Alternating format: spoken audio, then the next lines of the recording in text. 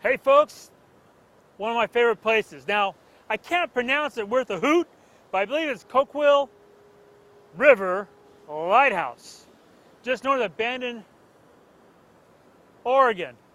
It's just a really cool lighthouse, and what's unique about it is it's not on the coast. It's on this jetty. You can see the river mouth, you can see the ocean. It's just one big, cool, and nasty place in the wintertime. That's why they built it. So black and white photography. Let's do the whole thing, okay? First of all, I'm going to compose this scene based on the fact I'm doing black and white. That means I'm going to use structure for the sky, okay? I've got the leading lines of black, okay, this rock right here leading up to the white of the White House, and that color down below, that's the key. That rust color or burnt umber color, whatever it is, that color contrast between that and the lighthouse in black and white is spectacular. Now, a couple of things that are key here in this process. First and foremost, when I go to finish the White House won't be that off-white color you're seeing in color. I'm going to make it white in the lighthouse. You'll never know the difference in a black and white, but I'm not going to have it that off shade. I'm going to make it a little bit brighter. Why? Well, look at the sky behind it. It's gray. So we've got color contrast working with us. We've got that burnt umber base that's going to separate the lighthouse from the dark rocks. We've got that lighter white of the building that's going to separate from the sky, and then we're going to have that great sky. Now, the way that the image is composed, lighthouse is kind of on the right side of the frame, the rock, and then the river, okay? And the reason why the lighthouse is here is on the left side.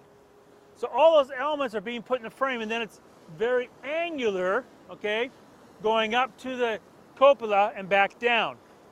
Now, a couple things in the frame I don't like. I've got this log here, which you might not be able to see. That's going to disappear in post. It's too light, okay? Every so often I got what I call flying dust spots, gulls, okay?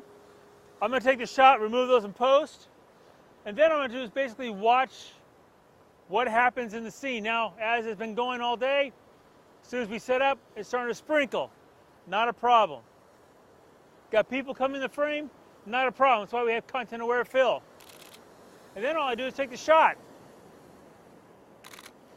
Now, I'm shooting with an 18mm lens, one of my favorite lenses. Very wide lens. Put the camera up, almost eye view. That way, the shooting up and tilting up, I'm going to show you the camera angle here. You can see it's slightly tilted back, just a tad, okay? That slightly tilting back of the camera body, okay, will make the building go like this. But here's the thing, the building goes like this anyway. It's not perpendicular. You look at the tower of the lighthouse, the size of the building, none of it is plumb, okay? So shooting with this wide lens really doesn't make a big difference. I'm not distorting the whole building. It's already distorted on its own. So with the 18, what I'm able to do is grab in all those great clouds back there. Now, keep in mind, I've got this black line here of the rocks, okay? Then I'm going to have shades of gray for this very turbulent, turned up, nasty river. Then the sweet shades of gray out there in the clouds. Now, looking at the frame, this little section of rock, river, and cloud is half of my photograph. I'm devoting half of my storytelling to just that. So it's important to sit there and watch the actual clouds. I've got layers of clouds out there. And here's the thing you've got to start to tune your eye into, knowing what the structure slider will do in Silver FX Pro. Those clouds are layered. They're kind of layered up on top of each other. And then there's puffies. And then there's another layer. All of that brings a visual depth to the photograph. You guys look at that and think about it as you shoot. Lastly, I've got the foghorn out there. That's in the frame. Waves breaking on the breaker. The lighthouse can pretty much ignore it, ain't going nowhere. So we're looking for the waves, like right there, watching the clouds,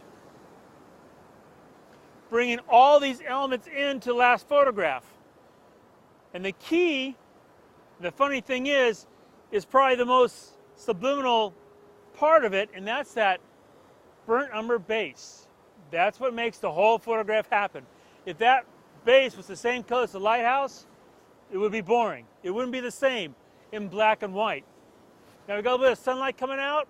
That's giving me different shadings on the facets of the lighthouse. I've got south face, southeast, east face of that, and then the curve of the tower itself, the windows, the little kiss of light. If it gets too much, the shadows can get too hard, it'll kill me. So I'm sit there and watch it, watch the waves, watch the clouds. When it comes to the actual photograph, with that sun coming up right now, I had to put in, I'm at -1, at -1 exposure comp for a piece of cloud that's in the top frame. Now when I'm shooting black and white, I tend to be very careful with my blinkies. I don't really want any highlights to totally be gone or be a blinky, so I have no information in the file. I want to make sure it's all there. And with that, it's a kind of very simplistic but real dramatic photograph. The last little Pierre Resistance, if I got it, and I'm kind of like not so sure I want it, is some wave coming up over these rocks right here and blurring in a slower shutter speed. They're just in the very bottom left corner of the frame. Why do I not really sure I want that? Because that much further the wave's going to take us out. And I don't really think I want to go washing out into the river today. But now I'm going to sit there and I got a cloud, bigger cloud coming. So I'm going to let the clouds do a little painting with light for me and just watch the shades. And I think we should take a minute, just watch the way the light is on that lighthouse. You probably saw in this segment, it was kind of flat when we got here, which is why we wanted the color contrast.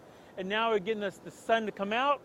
So it's no longer flat, but the color contrast isn't working so much.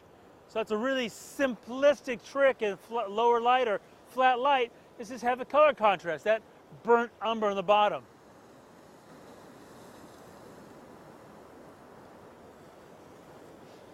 One thing we did on the way over here, so the cameraman and director could see what's going on, we looked at the pictures on the web for this lighthouse, saw a number of HDR photographs, which of course is another way of doing it, but I think the black and white serves it better.